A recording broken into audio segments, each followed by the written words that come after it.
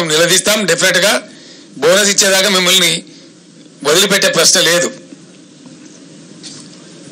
దయచేసి రైతాంగానికి నేను మళ్ళొకసారి అప్పీల్ చేస్తా ఉన్నా, ఆత్మహత్యలు చేసుకోకండి, ఏం మునిగిపోదు.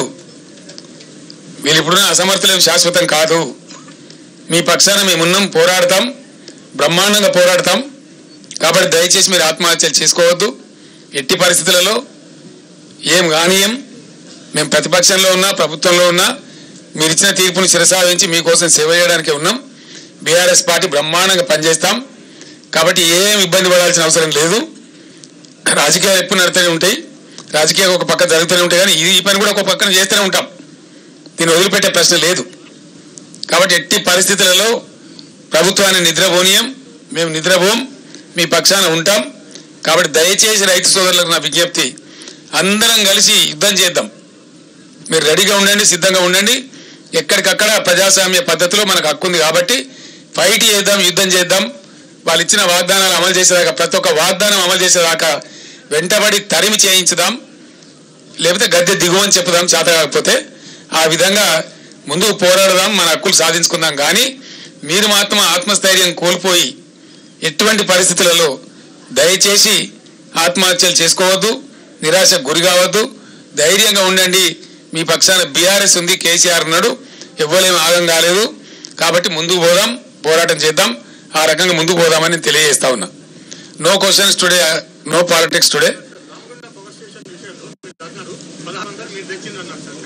నేను తేలే 4,000 తెచ్చిన నేను. ఇనవా బాబు, బీ పేషెంట్ మిస్టర్ రాహుల్. నేను శాంక్షన్ చేయించింది 4,000 మెగావాట్ల థర్మల్ స్టేషన్. దాంట్లో వాళ్ళు ఏమన్నారంటే 1,600 మెగావాట్లు ఇమీడియట్ చేసిస్తాం, మీరు మాకు కావాల్సిన సదుపాయాలు ఇవ్వమన్నారు. అప్పుడు నేను ముఖ్యమంత్రిగానే దానికి వాటర్ అలొకేట్ చేసినాం. ఎల్లంపల్లి బ్యారేజ్ నుంచి భూమి అలాట్ చేసినాం. వాళ్ళు అడిగిన పర్మిషన్లను ఇచ్చినాం, మొదలు పెట్టినారు. 2 ఏళ్ళు ఆలస్యమైంది, అయినా 1,600 మెగావాట్స్ వచ్చింది, యాడ్ అయింది.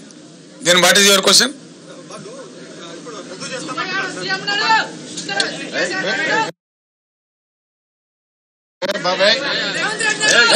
ఏ బాబు బయటకు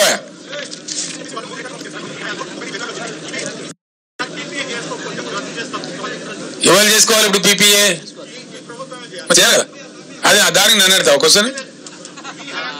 దానికి నన్ను అడతావా అంటున్నా నేను. అనేది మా హయాంలో కమిషన్ కాలే.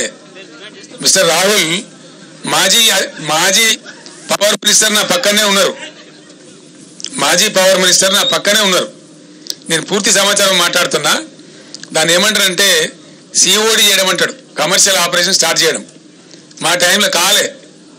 మొన్న కదా ప్రధానమంత్రి వచ్చి కంప్లీట్ ఫైనల్ అయిన తర్వాత మొన్న నేషన్కి అంకితం చేసిండు ఆయన. ఇప్పుడు ఎవరు చేయాలి? పీపీఏ చేయాలి కదా. దానికి నన్ను క్వశ్చన్ అడతావా? మీరు అందరూ వినాలా? మేము డిమాండ్ వాళ్ళు ఇచ్చింది, మాకు మేము ఉన్నప్పుడే ఇచ్చిందండి. Government is a continuous process. మీరు సిఓడి చేయండి, స్టార్ట్ చేయండి, మేము చేస్తామని చెప్పినాం. ఇయ్యాల కాదు కదా. మీకు ఇంకోటి తెలుసుకోవాలి. మీరు తెలియక మాట్లాడుతున్నారు. మీరు తెలుసుకోవాల్సింది ఏంటంటే మేము పీపీఏ చేస్తేనే కదా వాళ్ళు జనరేషన్ పని స్టార్ట్ చేసింది, వర్క్ బిగిన్ చేసింది. ఆ రోజు మేము పీపీఏ చేసినాం. That it self is an agreement. కొత్తగా చేయాల్సింది ఏముండదు. సిఓడి చేసిన తర్వాత మామూలుగా రొటీన్ నడిచిపోతుంది అంతే. అది మామూలు ఫార్మల్ లెటర్. ఎగ్జాక్ట్లీ.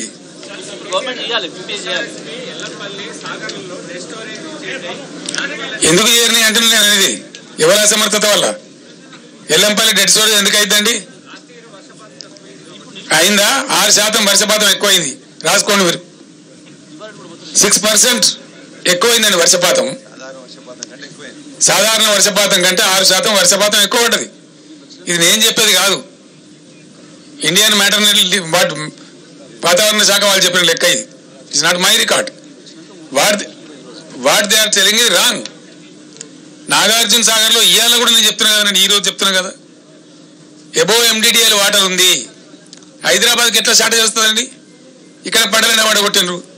హైదరాబాద్ కూడా వాటర్ షార్టేజ్ వస్తుందని వాటర్ బిల్లులు పంపి మేము 20,000 లీటర్లు ఫ్రీ ఇచ్చిన దానికి కూడా ఇలా బిల్స్ పంపుతా ఉన్నారు సిగ్గు లేకుండా. ఈ రకమైన దరిద్రం కొట్టు వ్యవహారం చేసి ఇవన్నీ కూడా నేను ఏమంటున్నా అంటే బ్రదర్ వాదోపవాదాలు వేరు. నాదొకటే రిక్వెస్ట్, ఎస్ఎల్బిసి కాకుండా చేసిందే మీరు కదనండి, మీరే కదా.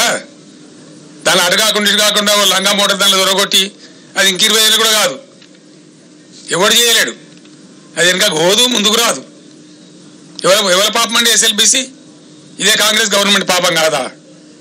మాకన్నా ముందు 10 ఏళ్ళు ఎవరున్నారండి రాష్ట్రంలో? వాళ్ళే కాదా?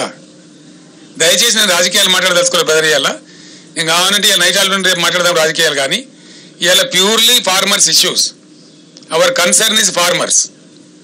మేము అడిగినాయి ప్రజల తరఫున అడిగినాం, ప్రజల రైతాంగం పక్షాన్ని అడిగినాం. చేస్తారా చేయరా వీళ్ళ సంగతి చూస్తాం. ఎక్కడికక్కడ ప్రజా ఉద్యమాలు లేవదీస్తాం, రాష్ట్రాన్ని రణరంగం చేస్తాం. నేను చెప్తా ఉన్నా, ఊరుకోం.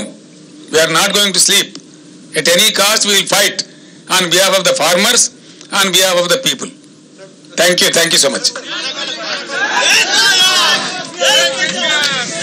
రకరకాల పద్ధతులన్నీ ఆవించి సెంట్రల్ ఎలక్ట్రిసిటీ అథారిటీని కూడా సంప్రదించి మా మెదడంతా కరగదీసి అద్భుతమైనటువంటి కరెంటుగా మేము తీర్చిదిద్దాం.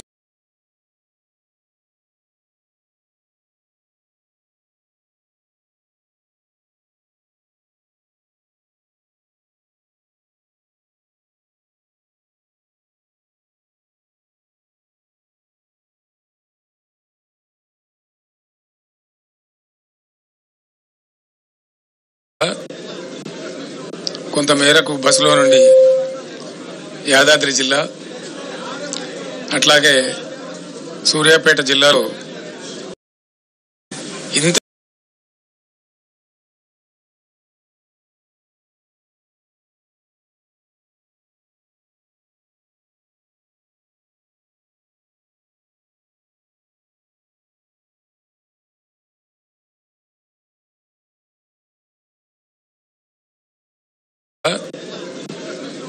కొంతమేరకు బస్సులో నుండి యాదాద్రి జిల్లా, అట్లాగే సూర్యాపేట జిల్లాలో ఎండిపోయినటువంటి పంటలు మా బృందం అంతా నాతో పాటు కలిసి పరిశీలించడం జరిగింది. చాలా చోట్ల రైతులు పాపం కన్నీరు మున్నీరయ్యి మమ్మల్ని ఎట్లయినా ఆదుకోవాలి, మేము పెట్టుబడి పెట్టి నష్టపోయినాం, బట్ ఖచ్చితంగా మీరు ప్రభుత్వాన్ని డిమాండ్ చేసి మాకు న్యాయం చేకూర్చాలని చెప్పి రైతులు కన్నీరు మున్నీరుగా విలపించినారు. చాలామంది రైతులు నాతో చెప్పింది ఏమంటే, చాలా గ్రామాలలో నీళ్లు ఇస్తామని అన్నారు కాబట్టి, మొదట ఇచ్చిండ్రు కాబట్టి మేము నమ్మి పంటలు వేసుకున్నాము, మొదలే ఇయ్యమని చెప్తే కనీసం వేయకుండా ఉండేవాళ్ళము. మాకు అనవసరంగా ఈ ప్రభుత్వం నష్టం చేకూర్చింది అని చెప్పి వాళ్ళు స్పష్టంగా నాతోనే స్వయంగా చెప్పడం జరిగింది.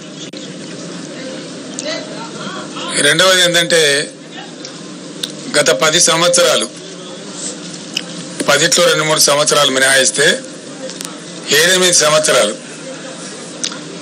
వ్యవసాయ స్థిరీకరణ అనే ఒక అంశాన్ని కేంద్ర బిందువుగా పెట్టుకొని రైతు బాగుంటేనే రాజ్యం బాగుంటుంది అనేటువంటి ఒక మంచి ఉద్దేశంతో గత బీఆర్ఎస్ ప్రభుత్వం కొన్ని స్పష్టమైన విధానాలు తీసుకొని చర్యలు చేపట్టింది. అందులో మీరందరూ కూడా చూసినారు ప్రత్యక్షంగా. దాన్ని ఒకటి, రైతులకు నీరు సరఫరా చేయడం అనేక పద్ధతుల ద్వారా. రెండవది, రైతుకు పెట్టుబడి ఇవ్వడం సరైన సమయంలో. రైతు బంధు అనేటువంటి కార్యక్రమాన్ని, దేశంలోనే వినూత్న కార్యక్రమాన్ని మొట్టమొదటిసారి తీసుకొచ్చి టైం మీద అదనుకు వాళ్ళకు అందేటట్టుగా రైతు బంధు పెట్టుబడి సహాయం చేయడం. మూడవది, 24 గంటలు రెప్పపాటు కూడా పోకుండా నాణ్యమైనటువంటి విద్యుత్ సరఫరా చేయడం. నాలుగవది, రైతుల యొక్క పంటలన్నీ కూడా 7,600 పైచిలకు కొనుగోలు కేంద్రాలు రాష్ట్ర వ్యాప్తంగా ఏర్పాటు చేసి ప్రతి గింజను ప్రభుత్వమే కొనుగోలు చేయటం.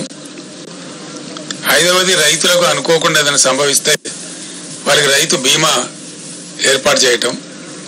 ఇటువంటి నిర్దిష్టమైనటువంటి పనులతోని వ్యవసాయ రంగం అద్భుతమైనటువంటి దశకు తెలంగాణలో పోయి దానికి మీరందరూ కూడా సాక్షులు. 2014 ముందు 30-40 టన్నుల ధాన్యం కూడా పండించినటువంటి తెలంగాణ 3,30,40 లక్షల టన్నుల ధాన్యానికి మించిన తెలంగాణ 3 కోట్ల పైచిలకు ధాన్యాన్ని ఉత్పత్తి చేసి పంజాబ్కే పోటీగా నిలిచి దేశంలో అగ్రస్థానానికి పోయేటువంటి పరిస్థితికి దూసుకొని పోయింది. ఇది